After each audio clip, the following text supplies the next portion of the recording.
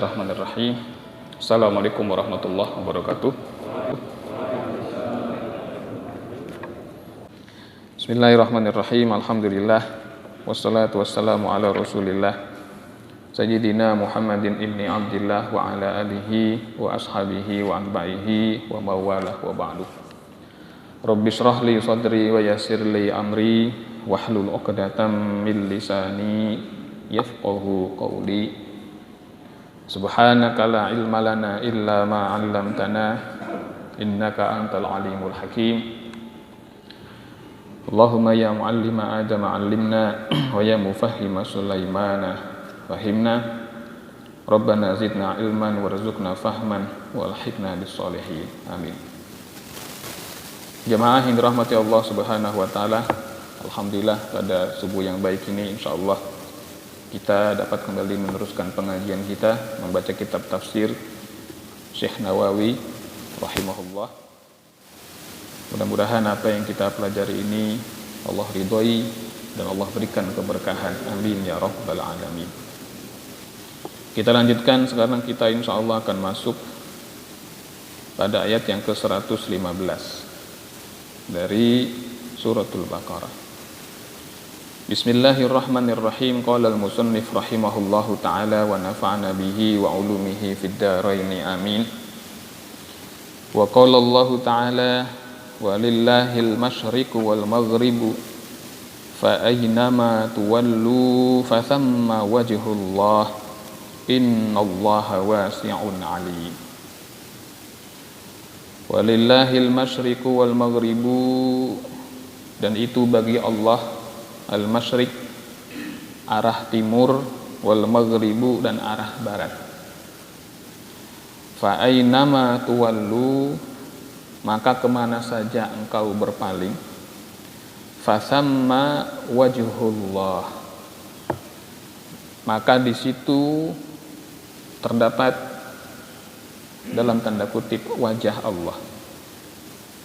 Innallaha, sesungguhnya Allah itu wasi'un alim, maha luas lagi maha mengetahui. Surah Al-Baqarah 115. Kita bahas dulu munasabatul ayah atau keterkaitan ayat. Pada ayat-ayat yang lalu Allah Subhanahu wa taala telah menerangkan bahwa termasuk orang yang paling zalim, ya, waman adlamu mimman mana'a masajidallah, dan siapakah orang yang lebih zalim daripada orang yang mencegah orang lain untuk memakmurkan masjid Allah, ya. Mereka melarang zikir di masjid Allah itu, wasa'a fi kharabiha, dan mereka mengusahakan agar masjid Allah ini roboh atau rusak. Itu perbuatan yang paling zalim. Oleh karena itu ayat itu merujuk kepada kondisi pada saat umat Islam di Mekah itu masih lemah. Ya, mereka dihalangi dari menegakkan sholat di Masjidil Haram atau di sisi Ka'bah. Mereka melarang orang Islam ini atau umat Nabi yang waktu itu masih kecil jumlahnya, ya, dan kebanyakan adalah orang-orang yang lemah secara ekonomi, dilarang untuk melaksanakan sholat menyebut nama Allah di situ. Nah, boleh jadi jamaah yang dirahmati Allah, peristiwa itu tidak hanya terjadi pada masa Nabi saja, nggak boleh ke masjid, ya, nggak boleh sholat, nggak boleh zikir, itu boleh jadi bukan hanya pada masa Rasul, tapi akan terulang. Jika sudah mencapai kondisi demikian, ya, bahkan mungkin masjid dirobohkan, begitu kan, maka orang Islam ini diizinkan Allah untuk melaksanakan sholat di muka bumi, walaupun bukan di masjid. Itu disebut dalam sebuah hadis, misalnya Nabi pernah bersabda, u'titu khamsan, ya, lam yu'tahunna, u'titu khamsun lam yu'tahunna ahadum minal anbiya'i min qabli. Aku diberikan oleh Allah tentang 5 hal yang hal itu tidak pernah Allah berikan kepada nabi-nabi sebelum aku. Termasuk diantaranya apa? Ju'ilatil ardu tahura wa masjidah. Allah jadikan tanah atau bumi sebagai barang yang dapat suci dan mensucikan, ya, dia suci dari najis, dan mensucikan bisa dipakai untuk bertayamum. Ya. Dan masjidah Allah jadikan bumi atau tanah sebagai alas sujud. Asal dia suci, orang Islam boleh sholat di sana. Ya, di lapangan, di halaman, di pinggir jalan, asal dia suci. Maka dalam ayat ini kalau sudah sampai pada kondisi demikian, Allah menyebutkan bahwa menghadap ke arah kiblat itu perintah Allah. Tetapi walillahil masyriq wal maghrib. Barat dan timur itu milik Allah. Ya, barat dan timur itu semuanya milik Allah. Kiblat kita menghadap ke arah Ka'bah. Tapi bukan zatul Ka'bah, bukan bangunan Ka'bahnya, arahnya. Sehingga kalau nanti ada peristiwa waliyadzubillahi min dzalik wa huwal musta'an, di mana Ka'bah itu dirobohkan, Ka'bahnya roboh, dicabut dari akarnya misalnya, sholatnya menghadap kemana? Tetap menghadap ke arah di mana Ka'bah tadi berdiri, karena bukan bangunan Ka'bahnya, tapi arahnya di situ.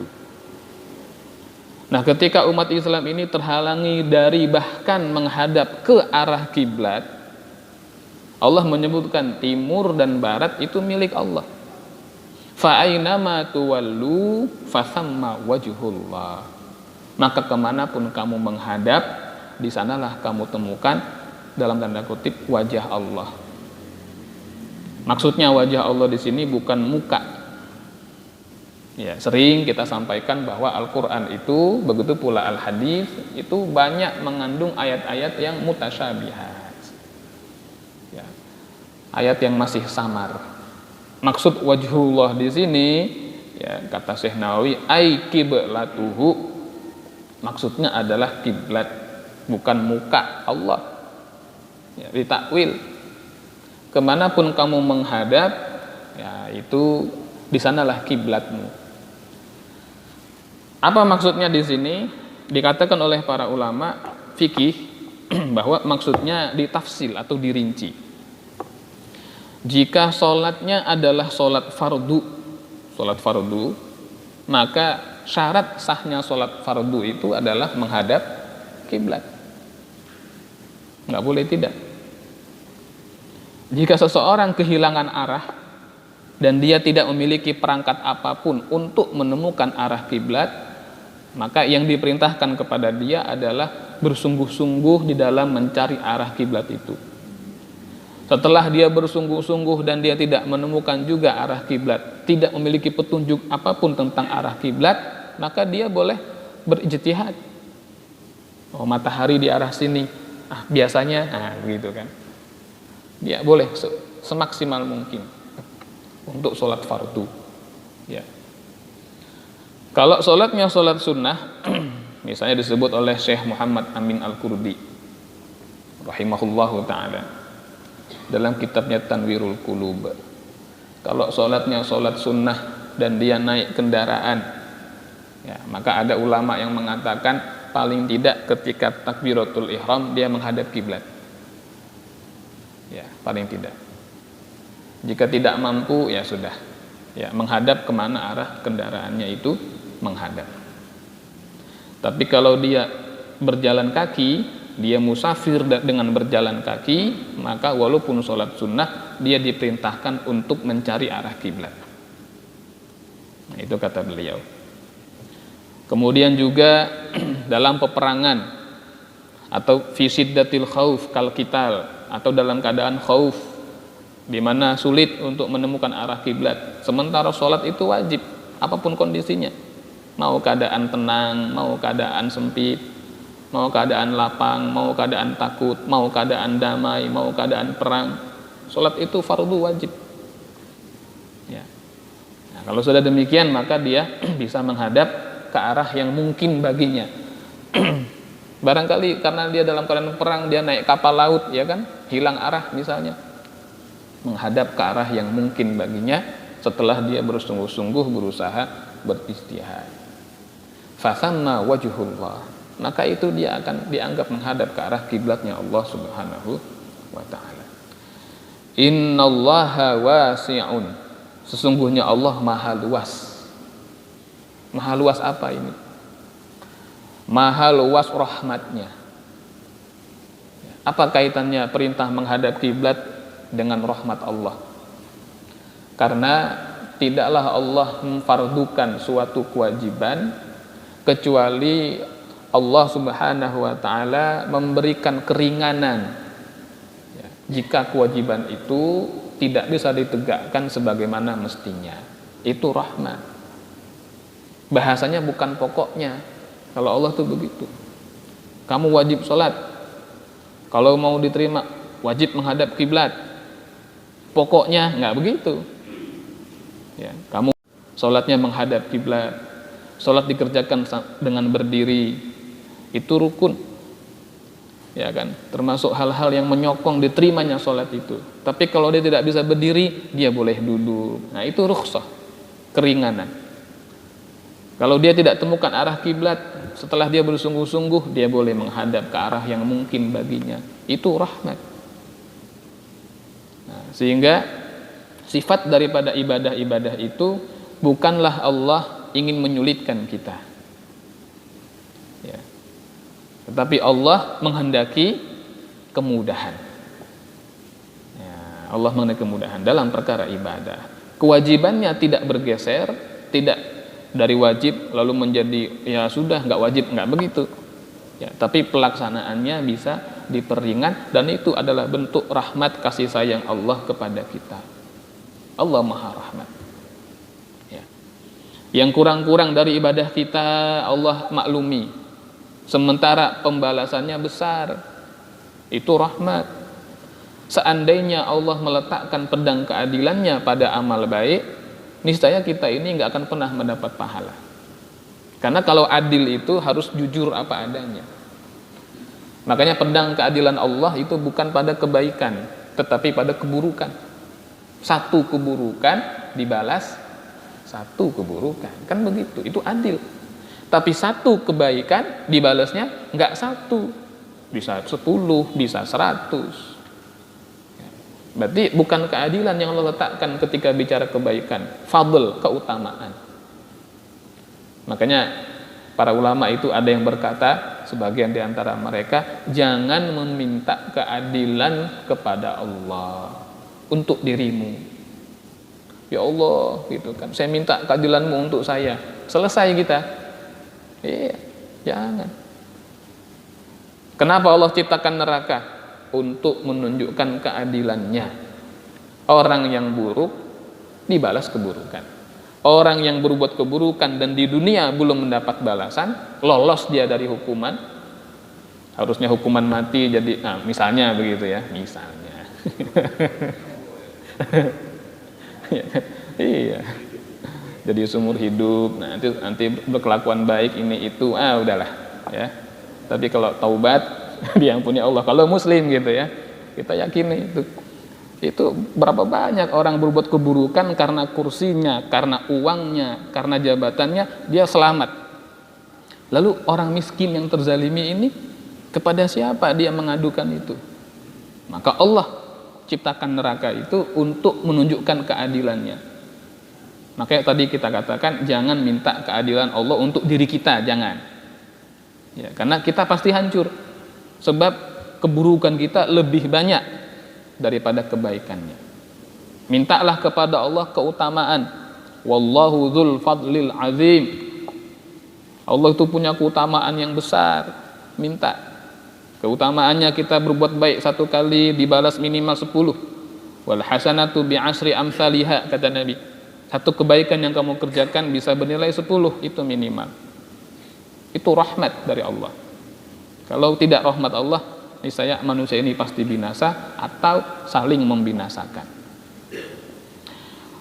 Innallaha wasi'un alim.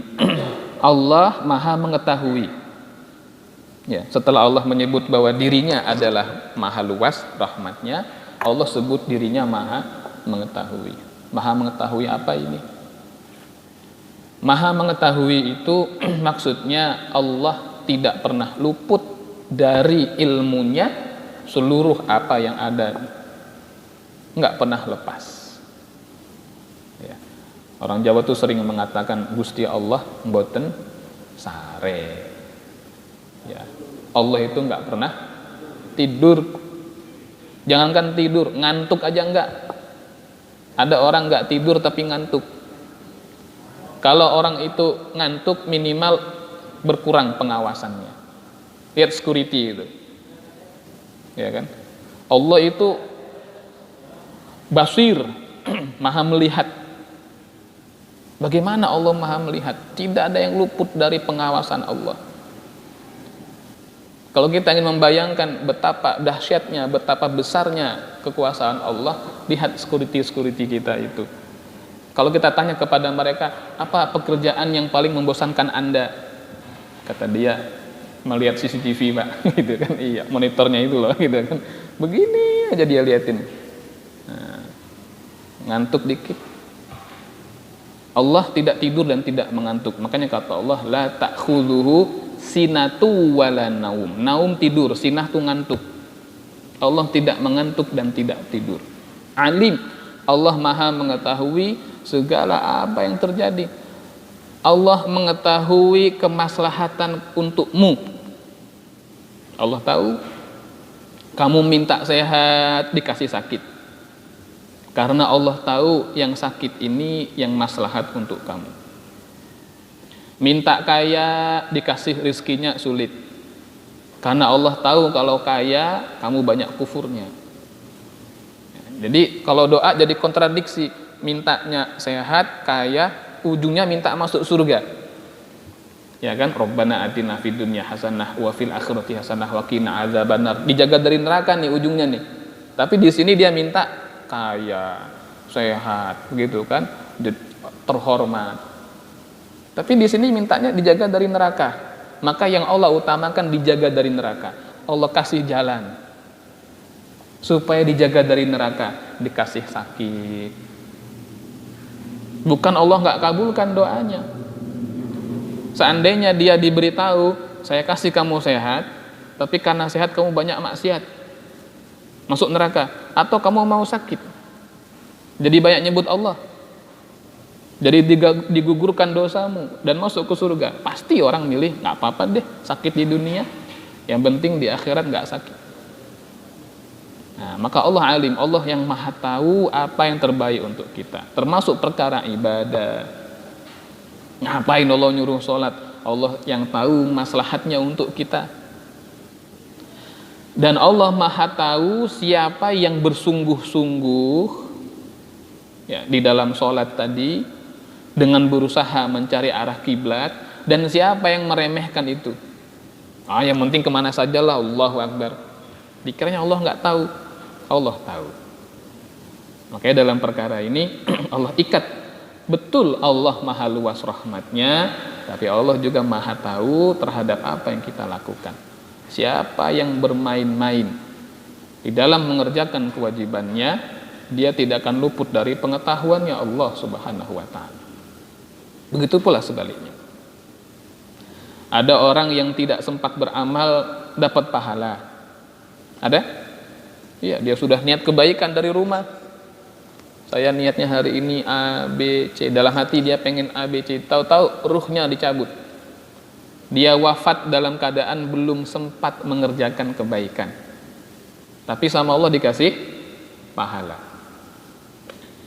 Atau karena dia tidak mampu. Itu Nabi kita pernah sebutkan sebuah kisah. Ada seorang laki-laki dari Bani Israel. Dia naik ke bukit, lalu dia lihat keadaan kampungnya yang ketika itu sedang diuji dengan musibah paceklik. Kata laki-laki ini di dalam hatinya, seandainya saya punya roti sebesar dan sebanyak gunung, saya akan bagikan kepada masyarakat saya supaya mereka tidak binasa karena kelaparan. Itu hatinya begitu.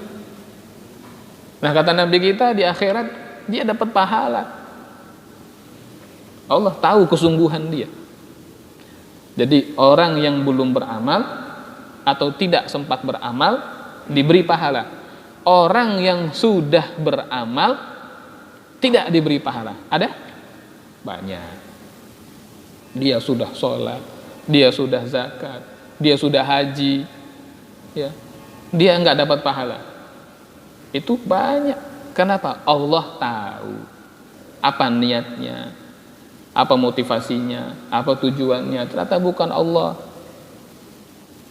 Makanya Al-Imam Al-Faqih Abu Laith As-Samarqandi rahimahullahu ta'ala dalam kitabnya Tanbihul Ghafilin pernah berujar mengutip ucapan dari para hukama, para ulama ahli ilmu, ahli ma'rifah kepada Allah, bahwa agar supaya amal kita ini semata-mata karena Allah, selamat dari ujub, bangga, oh saya bisa begini, saya bisa begitu, dan selamat dari riya, pamer karena orang, kata beliau apa?